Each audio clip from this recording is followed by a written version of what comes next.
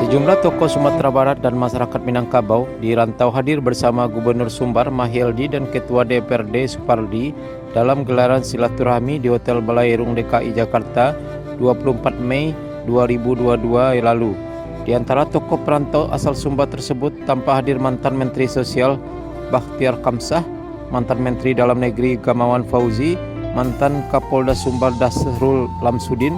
Acara silaturahmi yang berlangsung hangat tersebut mengulas secara komprehensif progres pembangunan di Sumatera Barat, terutama dalam 3 tahun terakhir, mulai dari sektor ekonomi, perbankan, pendidikan, kemasyarakatan, hukum, pariwisata, hingga infrastruktur, di mana pembangunan tol menjadi salah satu fokus utama. Terkait persoalan tol Padang Pekanbaru, Gubernur menjelaskan pembebasan lahan ruas Padang Sicincin hingga saat ini sudah lebih dari 60% dan progresnya terus berjalan. Selain itu, ia juga menerangkan capaian realisasi indikator kinerja pemerintah Provinsi Sumatera Barat dalam 2 tahun terakhir ini.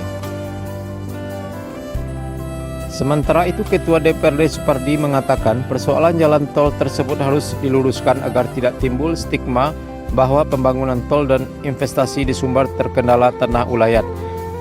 Perlu diklarifikasi juga, dalam sejarah Sumbar belum ada pembangunan terhenti karena tanah ulayat. Jangan sampai ada isu pembangunan dan investasi sulit masuk karena hal ini, kata Supardi.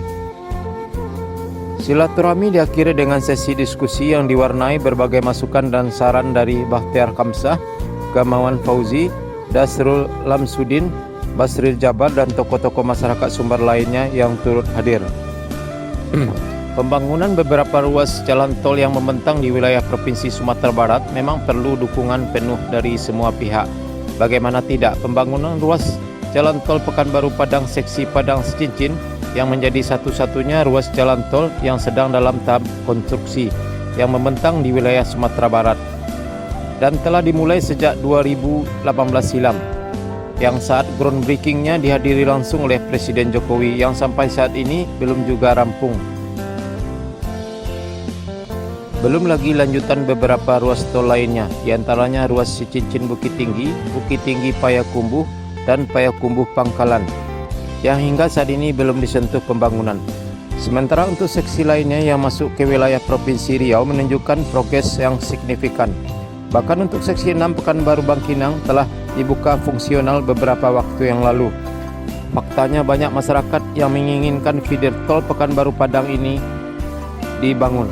Hal ini dibuktikan dengan membludaknya tol Pekanbaru Bangkinang saat lebaran beberapa waktu yang lalu oleh perantau Sumbar maupun para pelancong dari provinsi tetangga. Kehadiran jalan tol diprediksi akan memberikan kontribusi yang positif bagi Sumatera Barat di berbagai sektor.